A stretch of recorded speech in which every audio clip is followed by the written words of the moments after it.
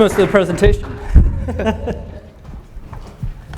Well, good afternoon, and I hope you're all going to stay awake during this. I'm just going to be checking, because it is in the afternoon, and you just ate not too long ago.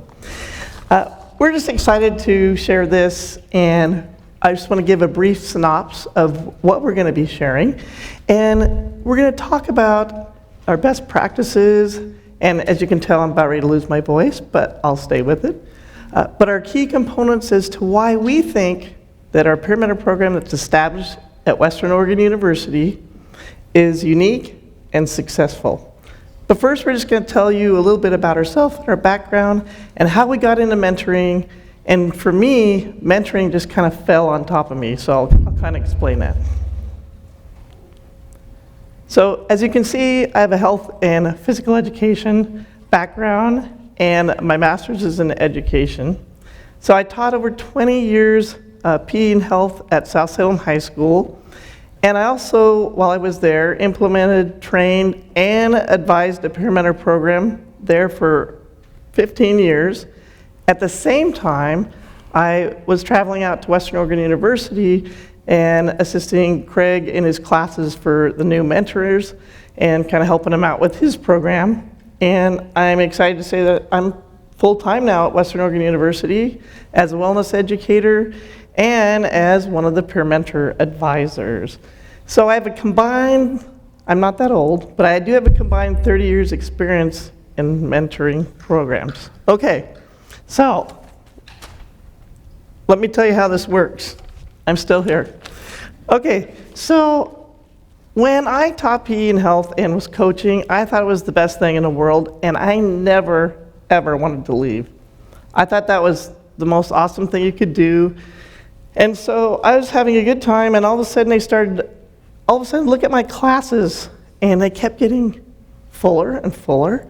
And pretty soon I had between 46 to 50 students in my PE classes. Now these were freshmen.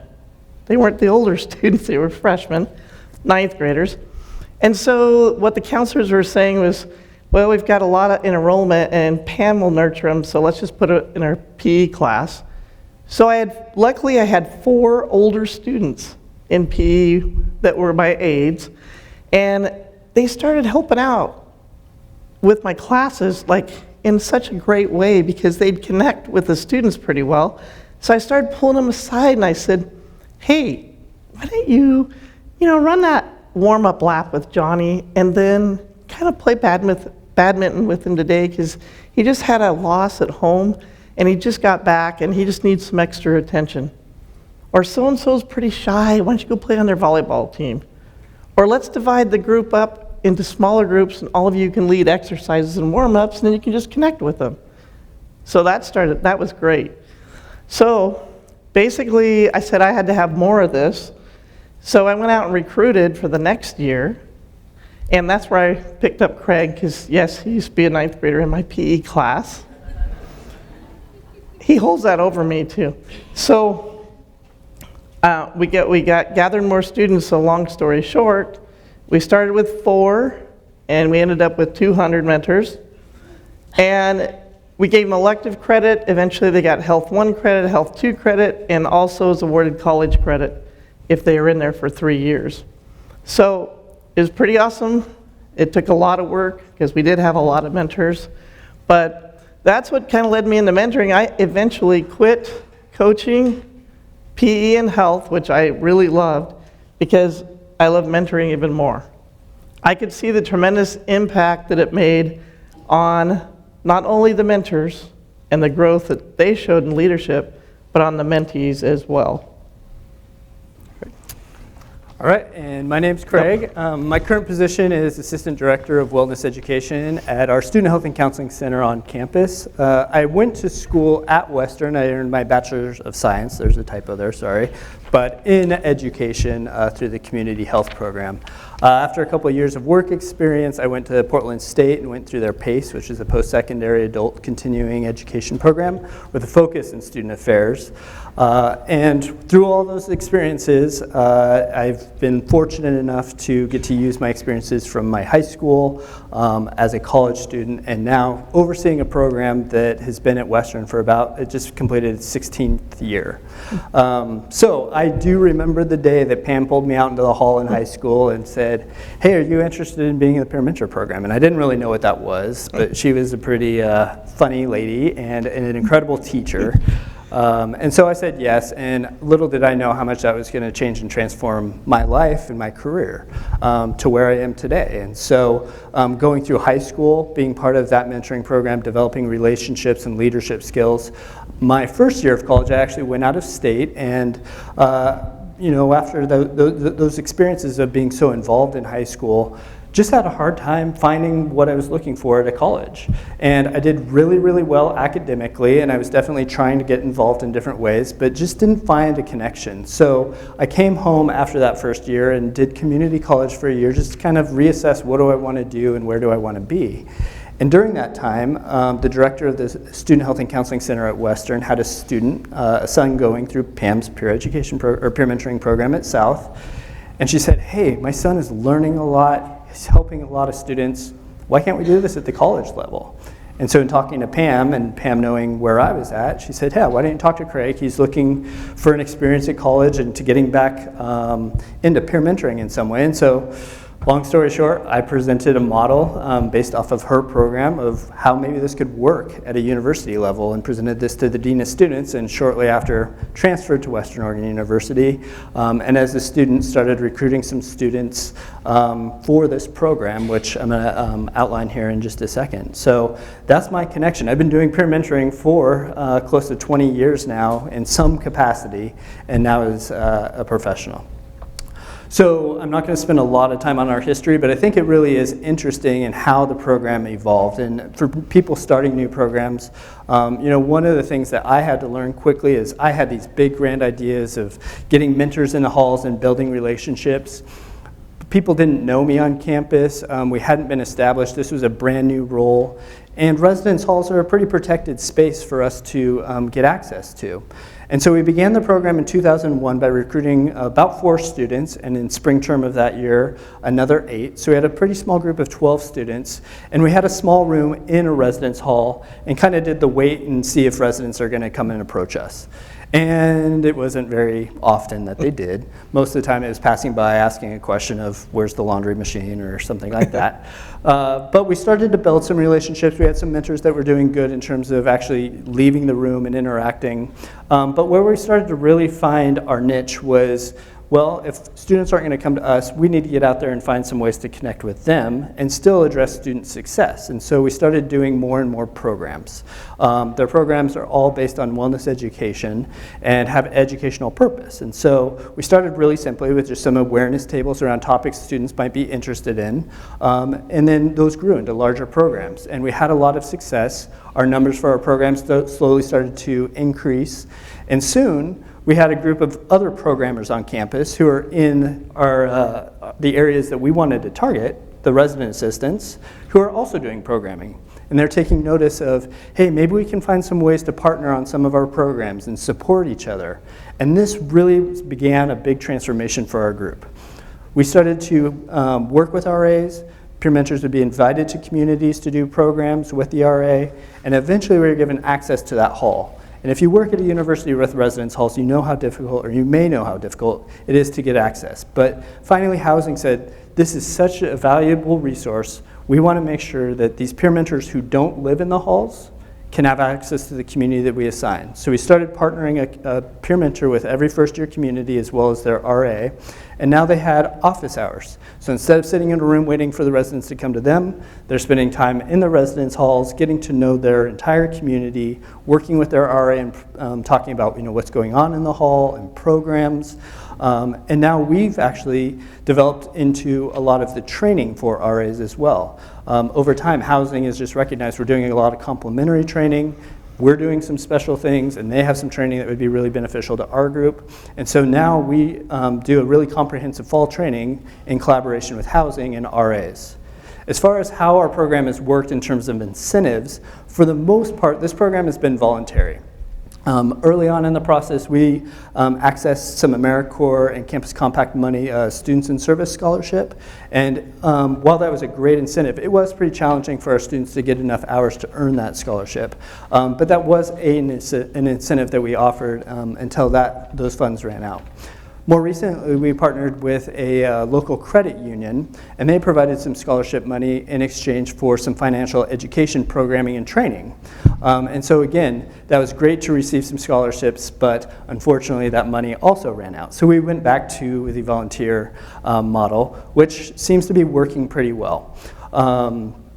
The great news, I guess I can announce, is that we just found out we proposed this past past spring for next year's budget to have our mentors receive an educational stipend next year for all of their hard work, and that was approved.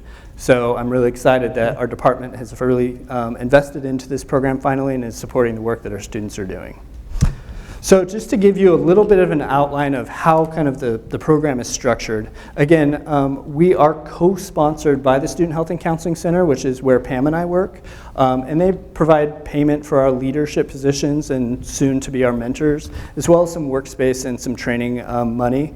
But we're also co-sponsored by University Housing, who provides a peer mentor room in the residence halls where the peer mentors it's their own space, and Pam will talk about how it's set up and its intention. But it's great for the mentors to have a place that's their own, a lot of storage in terms of all the program planning and training that they're doing. And they also provide some programming money that we can utilize. And so our positions that we hold are, I'll talk about the least important people first, and that's the advisors, that's Pam and I. And our job is really to train and prepare the mentors and the leaders for this experience that they're about to have. But the idea is that we're really hands-on early on, and hopefully by spring term, we're there as a complementary and support role. We want the leaders to be able to completely run their meetings and organize programs by the time we get to spring. And so our job is really to kind of support and manage them, train them, but to become more and more hands-off and empower them more as we go throughout the year. And then we also focus obviously on some program development. How are we evaluating what we're doing? What are the areas that we need to change or develop as we go through the year? And looking at a little bit more of the big picture. As far as our leaders, these are typically 3 students that have been in the program for at least 1 year, and they apply for this position. It is a paid position, and they run basically the show once fall term starts. So when we come back for fall training, they'll lead and plan and teach a lot of the mentor skills and training that we go through, and then they run our weekly meetings. And in those meetings, they're creating agendas, they're organizing event planning, they're sitting down and talking with their mentors about the experiences they're having in their hall, but they're really managing that group and the mentors, and then helping the mentors on a one-on-one level in terms of how are the relationships in the hall going? How can we support you? How can we problem solve? And in some degrees, sometimes it's a little bit of accountability as well. For the minor things in terms of you're missing a meeting or you're missing office hours, our leaders are the students that address that with the mentor and come up with consequences. And we have, obviously training early on to talk about what kind of accountability we need to have, as well as some of the consistency that they need to uphold through the program. And finally, the heart of our program, and this year we have 22 mentors. That's 1 mentor in all of our first year only halls. And basically what their job is to do is to spend 3 hours a week in the hall getting to know their residents. We don't structure that a lot for them.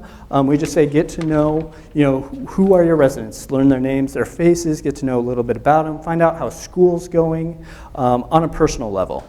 And as they go through that, they start to learn, hey, this community is struggling a little bit with, whether it's conflict in the hall, or maybe it's finding time to study, or ways to get involved. And as they identify some of those needs, their RA and the mentor plan educational programs to address those needs throughout the year. So our mission statement is just simply the peer mentor program is designed to provide is designed to provide students with peers that act as positive role models in promoting healthy lifestyles, assisting in the transition to college, and provide support to their peers in the community. It's kind of our guiding statement. The core values, I guess, we have in our programs are the educational programs. And I think even our own campus doesn't know a whole lot about what we do. They see, because Pam and I work in the Student Health and Counseling Center, and they see the programs that the peer mentors are doing, or wellness education, them almost more as a peer health educator. And while they do have that role in the big picture, I don't think our campus even knows how much more mentoring they're doing. And that's where the student support and the connection are happening. That's where the mentors are spending time getting to know their residents and learning about what they need to be successful.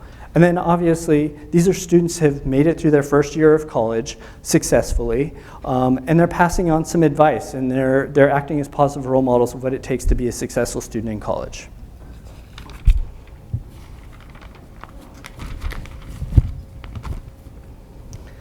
Okay, I'm going to divide the educational programming that we do up into 3 different areas.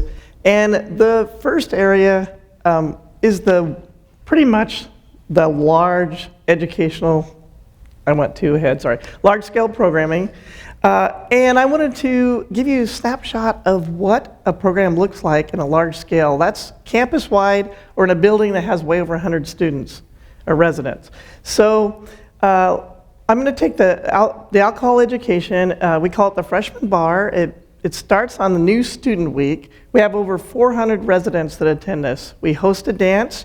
Throughout the dance, sometimes we stop and give out different educational information regarding alcohol. And then we give out mocktails, and on the mocktails, on the cups, we actually put on there also information, and we make them read it before they even drink their little mocktail. And then in other rooms, we have activities going on. One of them is wearing beer goggles, which simulates that you've already drank too much, and then make them go through obstacle courses, and the residents love this kind of thing. And so every year it's attended very well, and in the spring we also have a very large program. We have a Hawaiian theme. We call it Get Laid Luau, but it's they do a big scale bingo, which uses all sexual health terminology, and in addition to that, we have booths that they have fun activities and give out more education. But what we always tell them is the education drives the activity. The activity does not drive the education. But we always make sure that kids have fun, they're motivated, and they're being engaging. And then in our smaller communities, at the beginning of the year, the RA and peer mentor are assigned to each other. And then they're assigned to a hall that they keep all year long. The RA lives there, the peer mentor does not. But the peer mentor spends time in the halls. They connect, and it's great because they also connect with the residents. And the RA and the peer mentor partner together, and they put on programs specified to the needs of their particular community. The first term, it might mean, oh no, we're not doing very well because in this community, half of them don't like their roommate, or the community's kind of angry at each other, so let's do a program on healthy relationships. By next term, they've settled down a bit. They all seem to kind of like each other now, kinda. So now, let's do something on time management, because that makes more sense. Now they're having so much fun, they're not getting their schoolwork done. So we work on time management. So it's really awesome in the fact that they can specify and take ownership of that program for their particular community. And then, I love this one, our passive program, it's a visual interactive poster. We call it VIP, but you know how if you've been anywhere when you're advertising with posters, you get poster blind. I mean, you go through the halls, you go, I'm not even gonna look. So in order to get the education out, we make sure that it's interactive. So first, the leaders find a pertinent topic that the residents seem to be caring a lot about. And let's look at sleep deprivation for a minute. And so they give out this information to the mentors. They do about a 2-hour presentation to the mentors, and the mentors take that information and make an interactive poster. And by that, it means, like on the sleep deprivation, on every door, on the resident's door, they put a little sheep on there, and then with instructions, your sheep, your name on it, and then put it by the number of hours that you sleep. And so when they go to do that, there might be a little piece of candy for them or something, but there's education. There might be something they flip up, like you see on the time management. They might flip up underneath there and see more information. What that does is it kind of draws them in and makes them engage and actually look at a poster and then actually get more information and get interested in it. So that works pretty well. And then how do we get support and connection to those residents? Well, our mentors are in the halls 3 hours a week. It's set time. They cannot change that time unless they talk to a leader, but the reason why I say it's a set time, it has to be consistent. Because after they get to know those residents, we don't have to worry as much about accountability, because the residents, if they don't see them coming, they text them. Some of them even call them on their phone, like, where are you? You're supposed to be here right now. So that's their set schedule. It's not structured. We purposely keep it unstructured because there's varying personalities. And we actually give them information, and we educate them on, how do you best connect and not to leave those that are shy or just alone in their room all the time. But it's up to them to figure out, hey, what can I do in this hall to get more connection with these? Sometimes it's just community meetings. There's meetings that they have in the hall, so they go to them. There's programs put on not only by the peer mentor and the RA, but sometimes the RA will put on a program, and they'll go ahead and attend that if they have a chance. And so then they're there and they're connecting with the residents again. And then a really favorite is the community hall dinner, where they decide a time and everybody goes to the hall dinner together, RA and peer mentor and all of the residents. And that's just, again, unstructured, but how it's so much easier to connect when you're like that and having fun and eating together.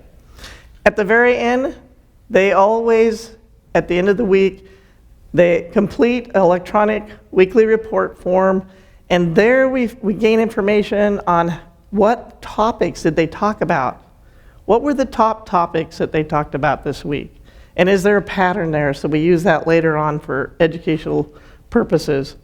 How many connections did they make? What were their struggles? But yes, what were their successes as well? So it gives us that information. And then every week, another set time, we have a 2-hour meeting where all the mentors meet together in a room. The leader facilitates this, and I'll explain later how we meet with the leaders to do this, but the leaders facilitate that whole meeting. Craig and I might be there a lot of the times, and just we're in the background making sure everything's okay. But they do a great job. They know that they have to get so much done because there are programs coming up and there's things that they have to take care of in the group. When they're program planning, if they do a large-scale programming, that takes more than 1 week of 2 hours. So they've got it all set up where they divide the whole group up into logistics and decorations and marketing and education.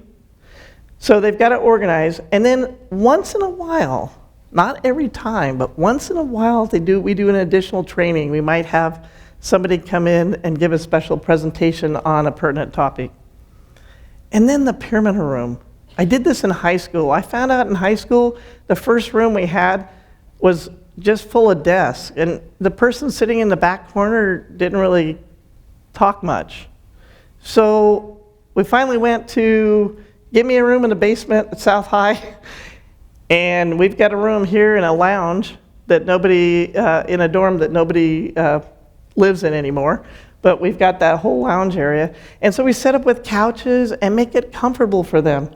because the more comfortable it is, the more intimate that they can talk and they relax and they're in a little closer contact with each other. So they've got their a TV that we put an agenda up on, they've got a whiteboard, and they decorate it every year. The leaders decorate it to their theme because they have a theme every year. I think this year it's going to be Netflix. I don't know how that one went out. Okay, how do we select? Well, it's a long process. But the leader selection, we start in January. It's about 2 to 3 weeks.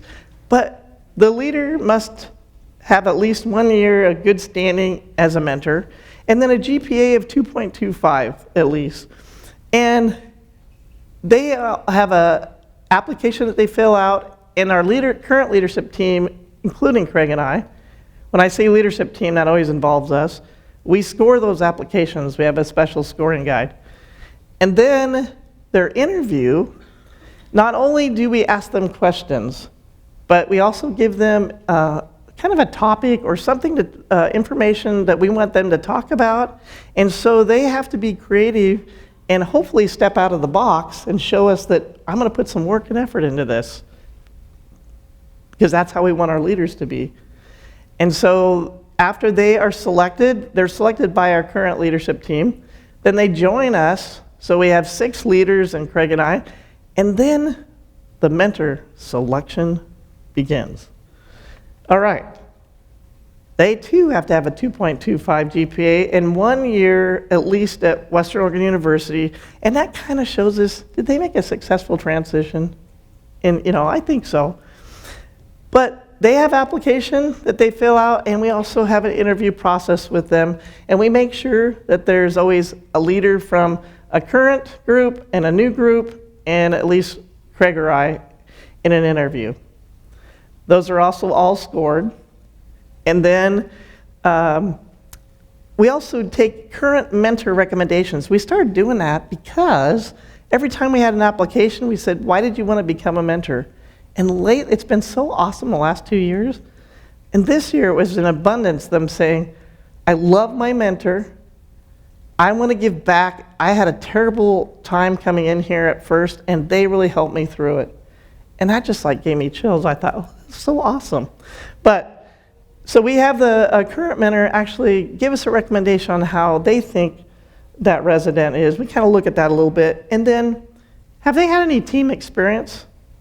Or what might be their potential as a team player? Because they're going to be working with a team. It's like coaching, because you want that team to be united and succeed. And then, do they have a passion to help others and care about others? All right, so now we've got our mentor selected at the end of winter term. They won't actually start their role as a peer mentor until that following fall. So we take advantage of that spring term and we offer a 3-credit, 300-level class that we call Intro to Mentoring. And this has really evolved over time in terms of how we teach it, but I feel like we have it pretty finely tuned at this point of how we structure it, which is basically, we kind of think of 4 main areas that we're looking to develop. So the first one, we always start out with personal development. The way that we connect with our group and get them to begin buying into what we're doing is talk about them. So we start with personality surveys. Part of the course is to purchase the Strengths Quest test. And so we talk about personal strengths that they bring to the group. And they just get so into learning about themselves, and they take these surveys and they're like, oh my gosh, that's me. And then we talk about, well, what does that mean? What are you bringing to this team? And then what are some of the areas that we also have to be aware of when working with others? Once we've kind of got them excited about who they are and the traits that they have, we also want to develop some of our really, really basic mentoring skills. And so we start really simply. I mean, it's communication skills, it's active listening, it's verbals, nonverbals. And then one of the other big skills that we start out on really early is our bystander training. And so at Western, we use the Green Dot Bystander Program. And if you're not familiar with it, this is a program designed to empower people who are a bystander in a situation to act if they see a situation that might be sexual assault related, partner violence, or stalking. So Green Dot's really specific in these areas. The curriculum is really incredible though, and it provides a great place for us to use as a foundation to build off of as the year goes, or as their experience goes on. So that's about a 7-hour training that we take them through in this class, but a really, really important skill set that we can build off of later on. Then we go into team development. So Pam talked about the importance of working in a team, and we'll get to it in our next section of the slides. But having these people really invest in this team is how we get our volunteers to keep coming back and to be really excited about this experience. So we start out with the basic team builder stuff, pretty low trust. We use some interactive diversity experience activities that they can start to learn and evaluate themselves through those activities. But again, we're building trust. By the end of this class, we want them to be able to communicate together, to be a little bit comfortable if there's some conflict or disagreement in the group at this point, but really to understand that this is a supportive atmosphere, that it's safe for them to put an idea out there and they're not going to be challenged. And then finally, wrapping up with our programming skills. Again, this is our basic, here's how to plan an event. We talk about educational programming, introduce our wellness model, talk about creative marketing and evaluation, giving them the skill set so next year when they start to think about programs, they'll have an idea of how that's all going to work. Once we get through spring class, we give them summer off. I know we're nice. But they do come back about 3 weeks before school starts. And so that's early September, and that's when the RAs, the resident assistants, and our Residence Hall Association move back for housing. We ask all of our group to come back with them as well. So this is a pretty intense training that happens over 2 weeks prior to our new student week. And this is about 50% of the training is done in collaboration with housing, doing complementary training around programming, around diversity topics, and around some of the bigger safety issues in the halls that they need to know about. And the other area that I think that we hit really hard during this time is learning about campus resources. They're taking tours on campus, we're having speakers come in, they're doing skits about campus resources, because we want them to have a lot of knowledge of how to refer students to different places on campus. The other piece of this is this mentor-specific training. And again, we focus a lot on team building here. This is where we're really developing a little bit more in-depth team, where people are starting to be challenged a little bit more. There's some sharing activities that go a little bit more in depth. They're really starting to invest with each other. But we're also talking about some really specific skill sets that are important to our group. The educational programming in the halls with the wellness model. We're talking about how to interact with residents when you don't live in that community. And we do some peer mediation training as well. So after fall training ends, mentors basically participate in New Student Week with their community. They go to the mandatory events, they help run some of the community meetings, and at the end of the week, they host their freshman bar, which is their alcohol education program that Pam talked about. Finally, if we haven't seen enough of them, we decided to do some more training through the year, which we call our in-service training, which happens about once a month. It really averages to probably be 5 or 6 trainings throughout the year, and we do this with housing. So this is where it's really structured time for them to sit down with their RA, talk about what's going on in their community, as well as start planning their programs for that term or the next term.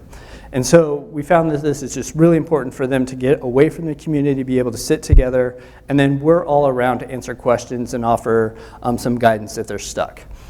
Once they're finished with that time, if we need to do additional training with our group, sometimes the group needs a little bit of motivation or inspiration. We'll do some fun activities with that. Or maybe something happened on campus and we really want to give our group some specialized training on how to talk to your residents about that difficult conversation. So it's really kind of however we decide of what the group needs are. So that's our snapshot, of our program. There's a lot to it, and our second part of the presentation is really kind of giving advice of, based on the experiences that we've both had, what we could offer to people who are running a program similar to this.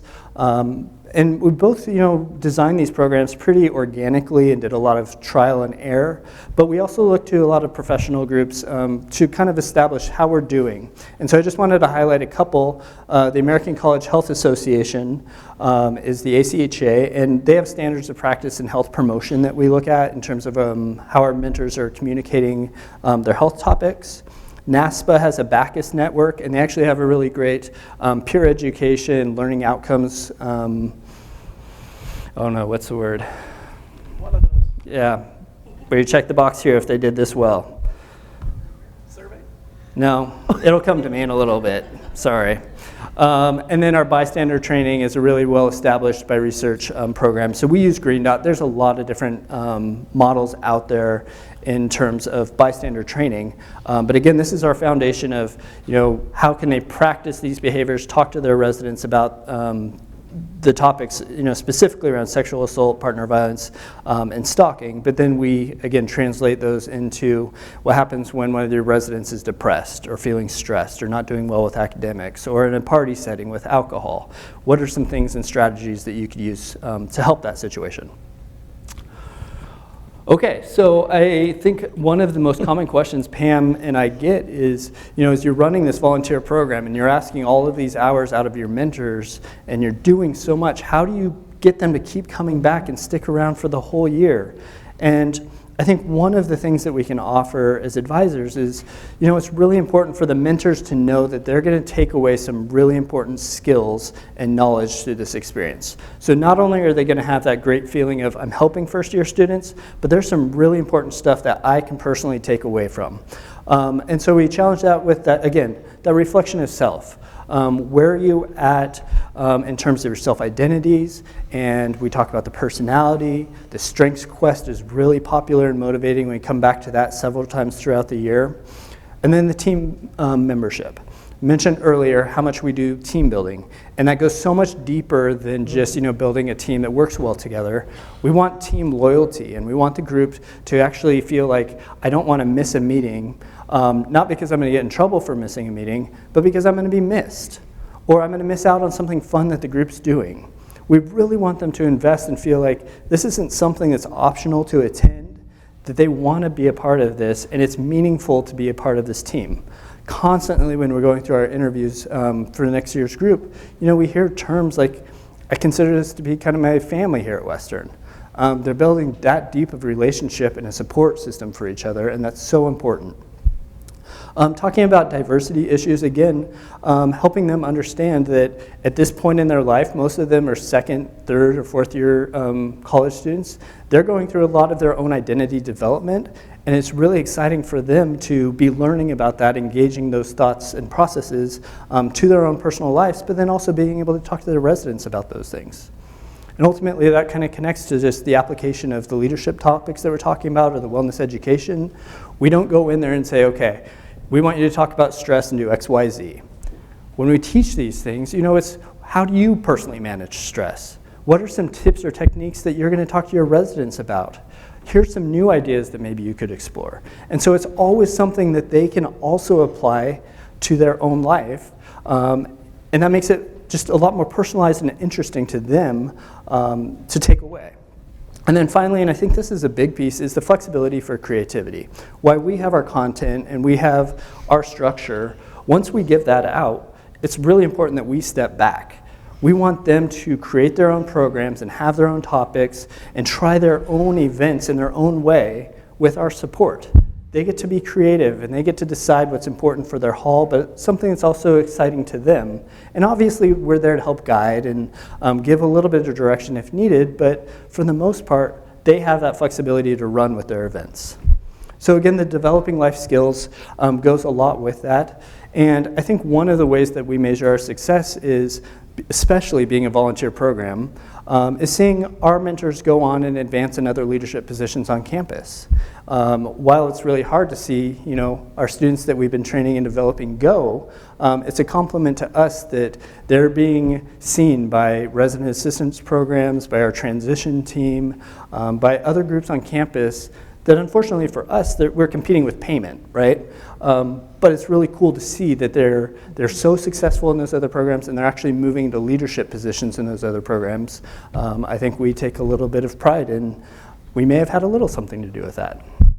And then again, they're taking away these are things that are gonna help in their future. The people and relationship skills, we're teaching them how to go into a hall where they don't know anybody and start a conversation or knock on a door, or how to creatively market something to a different population that they're not used to working with.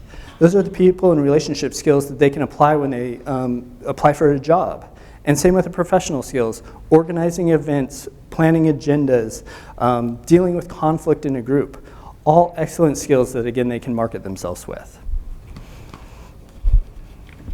Uh-oh, you turned it off.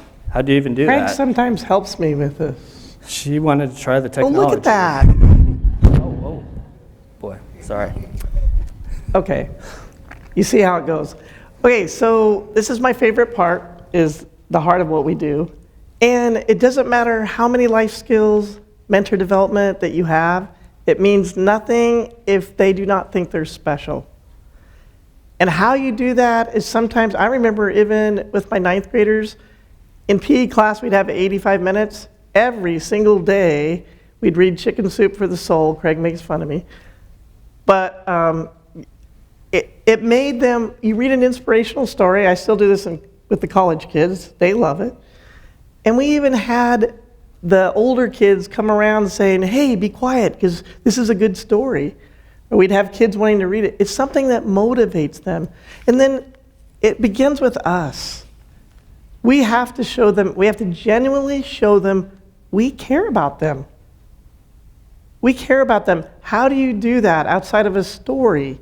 Is that you begin on day one in class making them feel special. We don't just start class and that's it.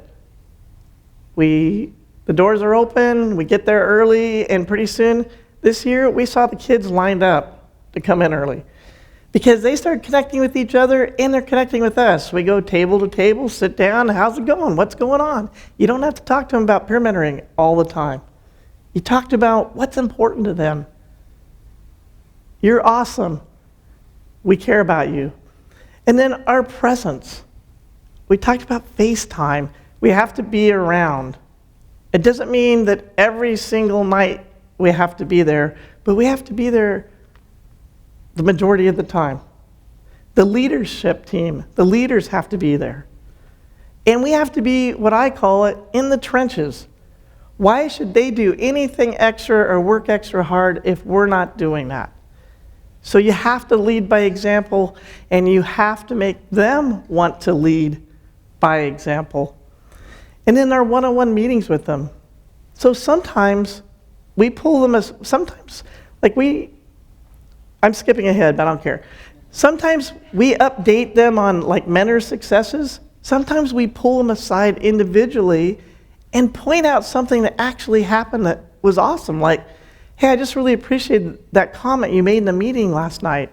That really helped everybody to get going, and they were in much better mood afterwards. Or, I can't believe it was so great that you were done with your activity during that program and you ran over and helped somebody else. That's really cool. They love that. You know what? Middle school kid, the high school kids used to go out and train middle and junior high kids. They love it. Middle school kids love being told they're good. High school, college, us, we all like it. And that's what really connects. That's what makes the connection. And then the mentor motivation comes also from their connecting. They're starting to do that with their mentors or their residents. And then all the reflection that we do, all the successes, tell us about it. That's awesome. And then the trusted support network begins to run. It's awesome because everybody in the team begins to feel they matter. Like Craig said, if somebody's not there, they're going to be missed. We rarely have people missing, rarely. And I'm telling you, we work. But if you don't have fun, and if you don't have some humor thrown in it, and if you don't make a mistake and say, oh my gosh, that was totally me, I'm sorry, which you've seen I made a few. Sorry. Anyway, they can say, oh, I'm okay at making a mistake. I'm trying to be a little more creative. If I make a mistake, it's okay. So we give them purpose, mentor ownership towards their programs because they all design them. The leaders don't design them, they just facilitate. The mentors design all the programs. And then the leadership development. as they begin to have that confidence and their skills get better, you should see them towards the end of the year. They're not the same mentors that we saw at the beginning of the year. Actually, at the end of the first class in the spring, they've changed so much. It's pretty cool to see. And then logistics. For every time commitment, every time we tell them to be somewhere, it has to have a specific intent. We can't just say, let's just do it just to fill time. They have to know there's a purpose behind it. I already talked about FaceTime, constant evaluation, because it gives you information. And the more information that you have, the better you will be. I don't want to say feedback, I want to say feed forward, because I was listening. You were too, good. Okay, so guided structure. Craig and I always sit down and think about, what are we going to do? And have an agenda of, I think we really need to do this because the mentors need this. But we make sure that we have a learning outcome. And how are they going to accomplish that outcome? What are we going to get them to do to accomplish that? POAs? Craig, how do you love a POA? I'm sure you do. A really long time. In high school, I started out, a POA is short for a plan of action. Because I figured out when they were doing an agenda, they just say, hey, we're going to do this, blah, blah, blah, period. And that didn't help. So we want details of your activity, your education, who's doing what, your time, everything on that, supplies, because if you are in a program and you're finished with your part, you run over to help someone else and they're too busy to help you, you can just pick up a POA and look and go, oh, this is what they're doing. So they're trained, really needing to be detailed. Constantly reporting, was that program pros or cons? Was that good? And the way you do it, though, is important. You don't say, yeah, you really failed in that area. They bring it up pretty much, but you could say, your first activity that you did you see how everybody participated? Your second activity, and even before you get to it, they'll go, oh yeah, it went over, didn't it? Well, yeah, but what could we do about that next time? And then they start coming up with things, and they take ownership then of how to improve and how to keep getting better. So they are empowered to take those creative risks, and you allow them to struggle. It doesn't mean that you want them to fail every single time, but you allow them to struggle with the support by what I just mentioned. So you're empowering them to go ahead and step out of the box, because a program is not a fun program unless they're creative in putting it together.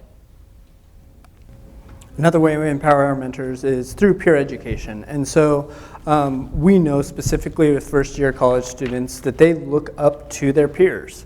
These are students that have survived that first year of college and have answers of how to be successful. And so they really look up to them as role models. So it's important, if we're going to provide these student leaders, that we train them as peer educators and make sure whatever messages that they're delivering are credible, and that they're being seen as a credible source of information. So that might just be about campus resources and how to find the tutoring center, or some of the simple things. How do I use my meal card or get my mail, right? These are all things that these first year students don't have instructions for. And so it's really nice to have a peer that they don't have to be embarrassed to go find somebody to ask. Here's a student that's around that wants to help you be successful. So some of the ways that we do our peer education is through our wellness model. Go to the next slide, please. And so we use a model that has basically 7 areas of wellness. And there's a lot of these out there that have different realms. But what we really encourage is that mentors focus on different areas of that wellness wheel throughout their year. Find the needs that their residents have and practice balance with those things. And so each realm, it's kind of hard to see on the slide. So we have physical, mental, social, spiritual, environmental, financial, and emotional. And what's so amazing about this model is basically any need or complaint that they hear from the residents going through, we can find a way to work it into that model for their educational programs. So it's really adaptable, but it's also really applicable to both the mentor as well as the residents. The other way that we're using peer education is addressing social norms. We know first-year students come to college with these perceptions and ideas of what college life is like. Everybody's going to be going to parties and drinking, and everybody's having sex, and all of these things that aren't necessarily true. And so if you have a peer leader in the hall that's kind of dispelling these myths, that can be really, really impactful. On top of that, we're creating some alternative events that they can go to instead of doing some of those activities. I've mentioned the bystander skills a couple times, but again, when you see something that makes you feel uncomfortable, it's important as a student leader that you respond in some way. And so they're modeling these behaviors for the residents and in their halls, but they're also teaching their residents how to do those things. Navigating campus resources, again, this is just directing them to where they need to go. Maybe that's an academic need, maybe that's a health or counseling need, maybe it's, hey, we need to get you involved with things to be successful. Let's go talk to our clubs and activities. The other piece that we really wanted to emphasize here is you've heard us talk so much about how the relationships with residents is so important. The other piece to that is we have to help our mentors understand they have boundaries. They're not trained counselors, and you're only allowed to go so far with your residents. You're a resource, you're a support, but you're not a professional, and you shouldn't put the weight of their problems on your shoulders. Give them some advice, give them some guidance, but encourage them to go seek the support they need, and maybe sometimes that's walking them there. But it's not being there and staying up till midnight talking through their homework assignment because they procrastinated. They have to have some limits. They have to make sure that they have boundaries of here's how much I'm willing to help, and also accessing and having knowledge of who are the professional supports they have in their community. Okay, so in evaluating, do you want to just evaluate how great in technology I am right now? I'm doing pretty good. We start out with the pre-test in the first mentor class. We want to know what do they know or not know, and then we teach to what they don't know. And at the end of the year, we do a post-test to see if they had retained this information and we're doing an okay job at it. And then, of course, from our weekly office reports that I already talked about, programming evaluations, pros and cons of the program, and then we take a hall survey at the end of the year. The leaders go out, so the mentors have nothing to do with this, but the residents fill out a survey about their mentors. I mean, do they even know their mentor? That's pretty embarrassing if you don't even know your mentor. They're in the hall every week for 3 hours. So out of 200 residents that took the survey, these are some statistics I thought was pretty awesome. 89% of the residents said a peer mentor was helpful in their transition when they first came to college. 82% contributed towards academic success. How awesome is that? They're there for that academic success. And 88% felt supported by their peer mentor. And I think one of my favorites is 86% had a better experience at Western Oregon University because of a peer mentor. That made me feel really good. And then, kind of unheard of, but it's awesome, 60% said their peer mentor actually impacted their decision to stay at Western Oregon University, which totally helps with retention.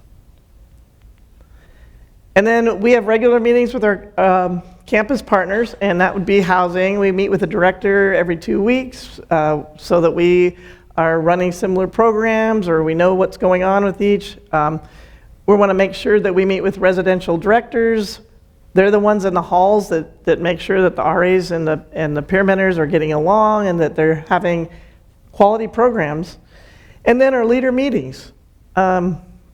It takes quite a bit of time. I meet with every leader every week for a half an hour just by themselves to build our relationship, to figure out how they're doing, and then they can tell me, is everything going okay in the leadership team? Because I see that, Christopher's not really doing all of his work. Is that true? And so they kind of say, well, we don't know how to talk to him, and then we talk through it. So that's that time for that. And then we meet with them as a whole group, all three, and we talk about the program and what should they get accomplished in the meeting, that 2-hour meeting they have with their mentors every week. And then we have another 1-hour meeting with them at the end of the week. How'd you do in the meeting? Did you accomplish what you needed to do? And then what's coming up next? There's always other programs and other things coming up. And I think a really awesome thing is that we just received a grant, I think it was last year, that we were able to use clickers and get anonymous answers feed forward from our mentors. So we know it's honest answers. So we honestly know how we're doing. All right, and then our last one that we just want to mention is retention. And so we've obviously focused on first-year college students. We have a live-on requirement for our first-year students at Western. And we know that this is a population that tends to struggle that first year. Nationally, it's around 25% of first-year students won't complete that first year. But we also know that it's not just academic challenges, that it's the emotional challenge of coming to a new college, or maybe I'm not fitting in or making relationships. It might be that I didn't find a good fit. I thought I was going to be in this major, and all of a sudden I went to some of those classes, and it's not what I thought it was going to be. And so our job for the peer mentors is to help them connect with this university in some way. Talk to them about classes and about programs they might like. Talk to them about activities, events, clubs that they can get involved with.